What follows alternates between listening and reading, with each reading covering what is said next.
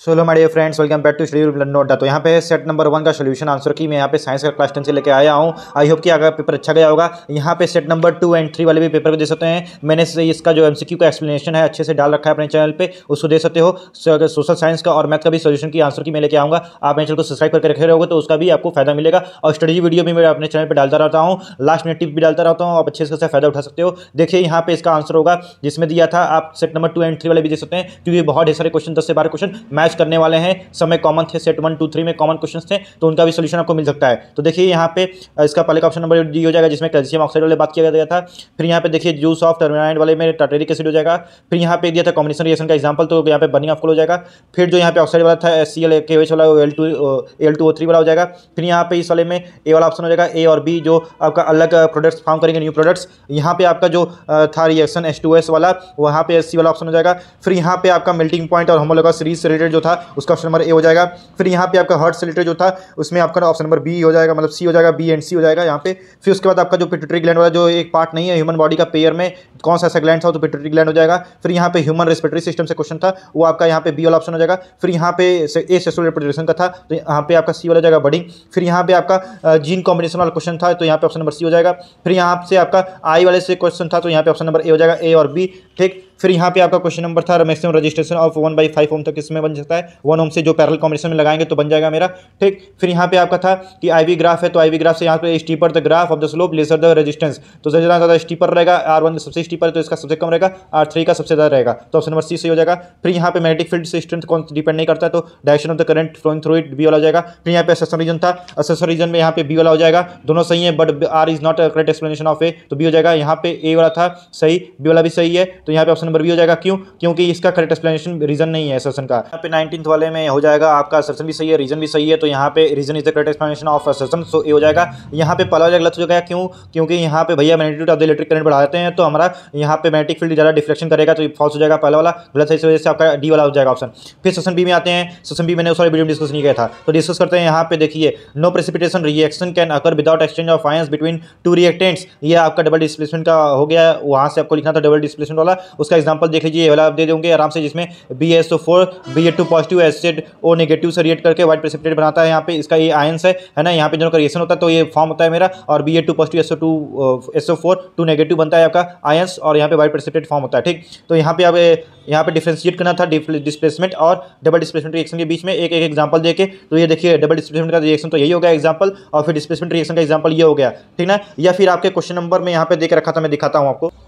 देखो ये तो यहीं पे देके रखा था आपका डबल डिस्प्लेसमेंट का रिएक्शंस दो तो एक यहाँ पे, एक यहाँ पे, और ये दो यहाँ पे, जो मैंने आपको बताया था कि MgSO4 Zn से ये बना है, फिर यहाँ पे CuSO4 प्लस Fe से ये बना है, तो इसके आगे कोई फर्दर रिएक्शन नहीं होगा क्योंकि ये Zn और Fe Cu से और Zn Mg से ज़्यादा रिएक्टिव हैं। तो आप देख सकते हो कि कैसे आपका रिएक्ट मतलब कि रिलेशन बन रहा है एमसीक्यू में और क्वेश्चन सेक्शन बी में, मतलब जो ऊपर दिया है अगर जिससे समझदारी दिखाई तो ऊपर से भी आंसर निकाल सकता है, या फिर आगे चल के आपको उसका आंसर मिल सकता है कि नहीं। तो ऐसा कभी कभी सीबीएसई में होता है कि जो क्वेश्चन दिया है उससे रिलेटेड क्वेश्चन आपको ऊपर नीचे वाले क्वेश्चन में मिल जाते हैं। तो photosynthesis takes place in the leaves and the food prepared by it reaches other part of the body, name the process involved and explain it. तो ट्रांसलोकेशन प्रोसेस है जिसमें it takes place through phloem which carries the food produced through the photosynthesis. Right. Next आगे बढ़ते हैं। तो यहाँ पे दिया है stability of DNA in species is ensured during sexual reproduction, justify the statement. तो इसका आंसर हो जाएगा traits that are passed down from parents to children across severe several generations are encoded in DNA, so DNA copying is the method. Stability of DNA in a species is ensured during the sexual reproduction, ये भी answer में रहेगा। The process of meiosis during gamete synthesis ensure that chromosome number is always maintained during reproduction। तो अगर इससे related आपने answer लिखा तो सही होगा, 2 नंबर मिल जाएगा हमसे आराम से। ठीक ना। State 2 laws of reflection of light, 2 laws of reflection of light भैया क्लास 8 से पढ़ते हुए आ रहे हो, क्लास 7 से पढ़ते हुए आ रहे हो, इसको एक्सप्लेन करने की जरूरत नहीं है। ठीक। Define the term of absolute refractive index of a medium, तो absolute refractive index of a medium क्या होता है? The ratio of the velocity of light of the vacuum upon velocity of the light in medium is the absolute refractive index of a medium. फिर एक question दिया है, a ray of light enters from vacuum to the glass to of refractive index 1.5, find the speed of light in glass, the speed of light in vacuum 3 × 10⁸ metre per second. तो V naught equal to 3 × 10⁸ metre per second upon Vm velocity of light in medium, यहाँ पे refractive index हो जाएगा absolute refractive index, यहाँ पे 3 × 10⁸ हो जाएगा यहाँ पे velocity of light in vacuum, तो इक्वल टू 1.5 करूंगा तो Vm जाके इधर मल्टीप्लाई होगा, 1.5 इसके नीचे आ जाएगा, तो 3/1.5 जो हो जाएगा 2 × 10⁸ मीटर पर सेकंड आपका आपका आंसर आएगा। ठीक, फिर ओम्स लॉ के थ्रू आपको potential difference across the 3 ohm resistor निकालना था। तो सबसे पहले आप करंट निकालोगे, इस सर्किट में कितना करंट है, तो वी आपका जो दिया है 2 वोल्ट, और फिर यहाँ पे रजिस्टेंस सब सीरीज में लगे हुए हैं, तो सबको ऐड कर दो, 3 + 1 4 + 2 6 हो जाएगा, रजिस्टेंस 6 हो गया। I equal to V upon R होगा, तो वी जो होगा 2 वोल्ट है और आर 6 ओम है, तो 1/3 एम्पियर आएगा। फिर आपको क्या निकालना है, 3 ओम रजिस्टर के थ्रू अक्रॉस क्या करना है, पोटेंशियल डिफरेंस निकालना है। आर इक्वल टू आपका 3 ओम है और V equal to I R होता है, तो वी इक्वल टू आपका हो जाएगा आई आर। तो आई आपका है 1/3 हमने यहाँ निकाल रखा है, आर हमारा 3 है, तो 3 से मल्टीप्लाई कर देंगे यहाँ पे, तो 3/3 1 वोल्ट निकल के आएगा। तो potential difference across 3 ohm resistor is 1 volt, तो 1 वोल्ट इसका करेक्ट आंसर निकल के आ रहा है। Name the term used for the materials which can not be broken down the biological process, तो इसका होता है नॉन बायोलॉजिकल सब्सटेंसेस। ठीक ना, आप बचपन से पढ़ते हुए आ रहे हो क्लास 4 से। Give 2 veg by which they harm various components of the ecosystem, pollution करते हैं, दे persist for the longer period of time in the environment, harm living beings. ठीक ना, तो ये सब इसके एक्सप्लेनेशन हो जाएंगे, कुछ भी लिख सकते थे आप इसमें, बहुत ईजी था वाला क्वेश्चन। सेक्शन 3 पे आते हैं।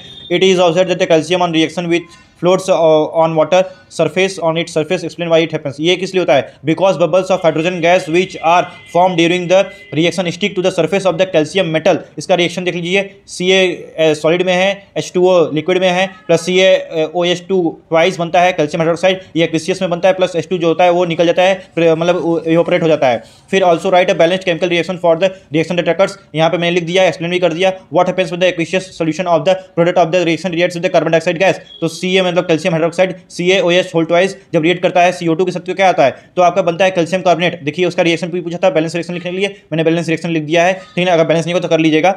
Draw a label diagram to show electrolytic refining of a copper. State what happen when the electric current is passed through the electrolyte taken in the case. तो पेज नंबर 52 पे इसका diagram बना के दिया गया है, आप वहाँ से देख सकते हो। आपके ही एनसीईआरटी क्वेश्चन उठ के आया है। मैंने अपने वीडियो में स्टडी वाली वीडियो में बताया था, जिसमें मैंने 20 मिनट की वीडियो बनाई थी। उसमें क्या था कि मैंने सभी इंपॉर्टेंट टॉपिक, एकदम इंपॉर्टेंट टॉपिक को बताया था कि भैया देख लो ये इंपॉर्टेंट टॉपिक इस पेज से ये आने वाली है, तो मैंने बता के रखी थी। मैंने सीरीज और पैरेलल का भी बता के रखा था आपसे, मैंने इसका इलेक्ट्रोलाइटिक डायग्राम भी बना के रखा था, मैंने डीएनए वाले भी बता के रखा था, रिफ्रेक्शन का भी बता के रखा था, और रिफ्रेक्टिवनेस का भी बता के रखा था। मतलब जो इंपॉर्टेंट चीजें, अब क्योंकि बोर्ड में क्या होता है, 10th में बहुत ही लिमिटेड सिलेबस होता है, तो लिमिटेड सिलेबस में पता रहता है सबको, जो 10th पास कर लोगे आपको, तो आपको भी पता चल जाएगा भैया कि देखो यहीं से क्वेश्चन क्या आने वाला है, ये इंपॉर्टेंट है। क्योंकि जो बच्चा पढ़ता है उसको समझ नहीं आता कि मैं क्या पढ़ूँ क्या नहीं पढ़ूँ, सब उसके लिए इंपॉर्टेंट होता है। लेकिन जो पास आउट हो जाता है उसको पता रहता है कि ये चीज़ें इंपॉर्टेंट है। अगर आप मेरी 20 मिनट वाली वीडियो देखे होते तो आपको पता रहता कि भैया ये वाली चीज़ इंपॉर्टेंट है, तो भैया ये मेरे को ये चीज़ बता रहे हैं, तो मुझे ये नोट डाउन कर लेनी चाहिए, ये इंपॉर्टेंट है कि नहीं। इस तरह से बहुत सारे टीचर्स यूट्यूब पे या फिर आपके टीचर ने भी बता के रखा होगा कि भैया देख लो ये चीज़ें इंपॉर्टेंट है, आपको ये करके जाएंगे, अच्छा चाहिए था। ठीक ना, तो अगर आप करके गए होते तो आपको नंबर मिल गया होता। तो मैंने भी उस वीडियो में 20 मिनट की वीडियो थी, थोड़ी सी लंबी थी, बट आपके लिए इंफॉर्मेटिव थी। जिन्होंने देखा व्यूज उस पर कम आए थे, बट आप उसको जाकर देख सकते हो अच्छे से, आप समझ जाओगे भैया यहाँ पे जो एक्सप्लेनेशन जो क्वेश्चन हो रहे हैं, जो क्वेश्चन करवा रहा हूँ, वो उस वीडियो में मैंने बता के रखा हुआ है आपको अच्छे से कि ये टॉपिक इंपॉर्टेंट है। फिर यहाँ पे ड्रॉ लेवल डायग्राम हो गया। फिर इसका रीजन क्या था, जब करंट पास किया जाएगा इलेक्ट्रोलाइट से, तो इलेक्ट्रोलाइट क्या था, एसिडिफाइड कैल्शियम सल्फाइड का कुछ था, तो डिकम्पोज, तो क्या होता है उस वक्त, decomposes into the positively charge copper ions and negatively charge sulphate ions, है ना। The positive copper ions attracted to the negative charge plate, ये आपका आंसर हो जाएगा। 3 नंबर हो गया, 2 नंबर डायग्राम के लिए, 1 नंबर इस एक्सप्लेनेशन के लिए। ठीक, आगे बढ़ते हैं।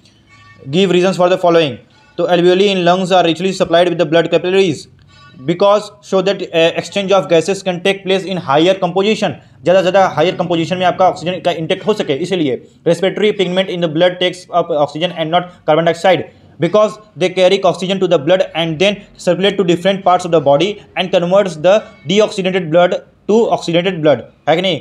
तो उसको लेके ऑक्सीजन रिच ब्लड को क्या करते हैं और सर्कुलेट करते हैं अलग अलग पार्ट ऑफ द बॉडी में, और उस डीऑक्सीजनेटेड ब्लड को कन्वर्ट करते हैं ऑक्सीजनेटेड ब्लड से।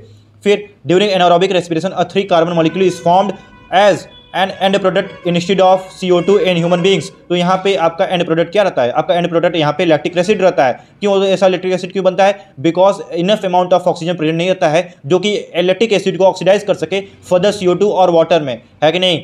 फर्दर CO2 और वाटर में कन्वर्ट करने के लिए इनफ ऑक्सीजन चाहिए आपके लिए, ताकि लैक्टिक एसिड का ऑक्सीडेशन हो सके या फिर ब्रेकडाउन ऑफ द ग्लूकोज हो सके। ऐसा नहीं हो पाता है एनारोबिक रेस्पिरेशन में, इसका रीजन हो गया।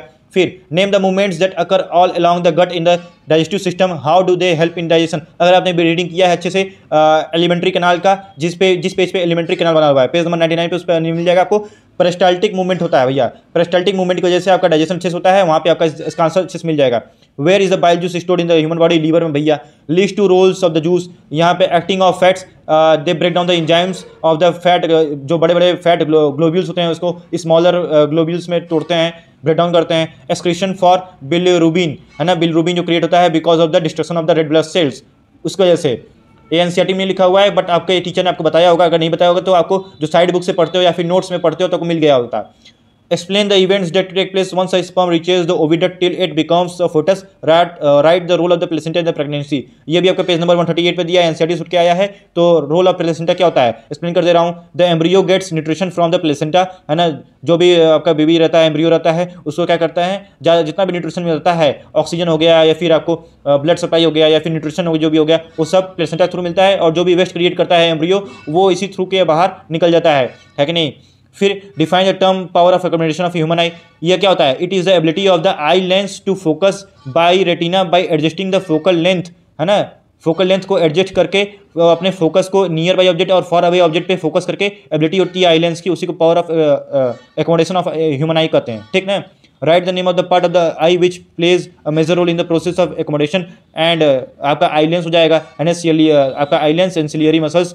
Explain what happens when human eye focuses near by object and distant object, तो जब नियर बाई ऑब्जेक्ट पे फोकस करते हैं तो आपका आई लेंस जो होता है वो थिकर हो जाता है, और जब डिस्टेंट ऑब्जेक्ट पे फोकस करता है तो आपका आई लेंस थिनर हो जाता है, ठीक ना। डिस्टेंट ऑब्जेक्ट में थिन होती है आई लेंस, और eye lens near by object में थिकर होती है, ठीक। थिकर मतलब मोटा, थिनर मतलब पतला। Draw a ray diagram to show the formation of a rainbow in the sky. On this diagram, mark A where dispersion of light occurs, B where internal reflection of light occurs, C where the reflection of light occurs. These two necessary conditions to observe a rainbow. ये भी आपके NCERT में दिया हुआ है, page number 194 पे देके रखा हुआ है, देख लीजिए। यहाँ पे मैं आपको शो कर देता हूँ, देखिए यहाँ पे दिया हुआ है, ठीक ना।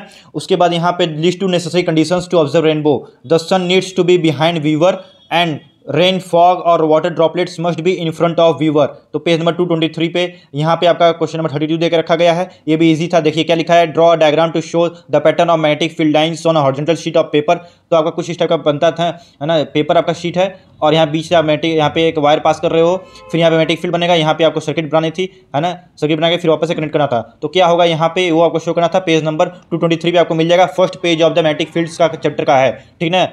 इसके बाद use of pesticide to protect और cross affect organism at various trophic levels specially human beings, name the phenomena involved and explain how does it happen. तो इसको कहते हैं बायोलॉजिकल मैग्निफिकेशन या फिर बायो मैग्निफिकेशन, आपने पढ़ रखा है।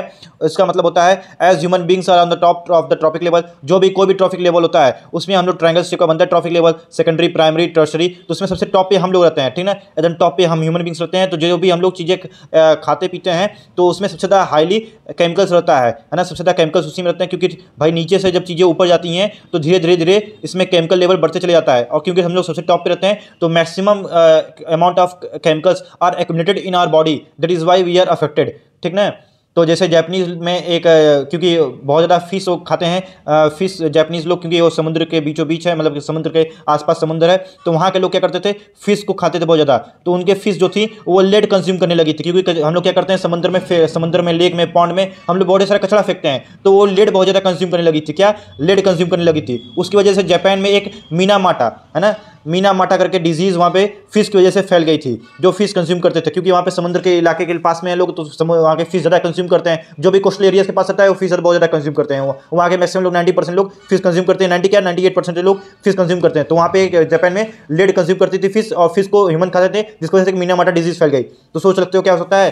फिर सेक्शन डी हम लोग डिस्कस करते हैं यहाँ पे। सेक्शन डी में give reason why carbon can neither form C+4 cation and C4 negative anions but form covalent bonds. तो इस second page of the carbon and compound का चैप्टर का है, सेकंड पेज। मैंने आपको बताया था अपने वीडियो में भैया, जो इंपॉर्टेंट वाली वीडियो थी 20 मिनट की, उसमें बता कर रखा था, ये देख लो ये इंपॉर्टेंट है, यही आएगा, तो वहाँ से यही आया, देख लो सेम टू सेम क्वेश्चन उठ के आ गया है। तो C+4 भैया क्यों नहीं फॉर्म करता है, क्योंकि लार्ज अमाउंट ऑफ एनर्जी चाहिए होती है इस 4 कार्बन को निकालने के लिए एटम से। और फिर C-+4 क्यों नहीं सकता है, क्योंकि भैया 6 प्रोटॉन हो जाएंगे तब, और 10 इलेक्ट्रॉन हो जाएंगे, 6 प्रोटॉन 10 इलेक्ट्रॉन को झेल नहीं पाएगा, बहुत ज़्यादा कंडीशन हो जाती है ना। फिर होमोलोगल सीरीज के बारे में बताया था कि होमोलोगल सीरीज इंपॉर्टेंट होती है, देख लीजिएगा। फिर एल्डिहाइड के यहाँ पे 2 कंसेक्यूटिव मेंबर्स लिखने थे, बहुत इजी है। फिर draw the structure of cyclohexane C6H12, तो आप इस तरह के कुछ बनता है साइक्लोहेक्सेन, है ना, तो देख लो आप इस तरह बना सकते हो। अब देख लो, इसको देख के बहुत ही लोग खुश हुए होंगे, बहुत ज़्यादा खुश हुए होंगे कि मेरा सही हो गया। भैया यहाँ पे साइक्लो वर्ड यूज़ हुआ है, एक गलत स्ट्रक्चर बनाए हो आप, इस तरह नहीं बनेगा। साइक्लो एक्शन देख लो, आपका एनसीईआरटी में यहाँ बना कर दिया गया था, साइक्लो एक्शन इस तरह से बनेगा। अगर इस तरह से नहीं बनाया है आपने तो आपका साइक्लो एक्शन गलत है। जिन्होंने भी इस तरह बनाया होगा तो वो बहुत ज़्यादा खुश हो रहे होंगे, प्रफुल्लित हो रहे होंगे। अब उनकी रोने की बारी आ गई, क्योंकि आपके एनसीईआरटी से डायरेक्टली क्वेश्चन उठ के आ गया था। मैंने बताया था कि ये स्ट्रक्चर इंपॉर्टेंट है, ये चार्ट इंपॉर्टेंट है, इस चार्ट से भी क्वेश्चन आया है, इस पेज से भी क्वेश्चन आया है। जैसे मैंने आपसे बताया था 20 मिनट वाली वीडियो में, अपनी स्टडी वाली वीडियो में, तो ये गलत आंसर हो जाएगा। फिर आगे मैं अगली वीडियो में डिस्कस करूंगा, क्योंकि वीडियो बहुत ज़्यादा लंबी हो रही है। बहुत ही ईजी क्वेश्चन पेपर आया था, ये तो जान लीजिए। मैंने आपको section A, section B, section C, section D, 4 section discuss कर दिए। Section D and section E बचा हुआ है, ठीक ना। अब all the way best for your social science exam, उसके लिए भी स्ट्रेटजी में वीडियो लेके आने वाला हूँ, ठीक ना।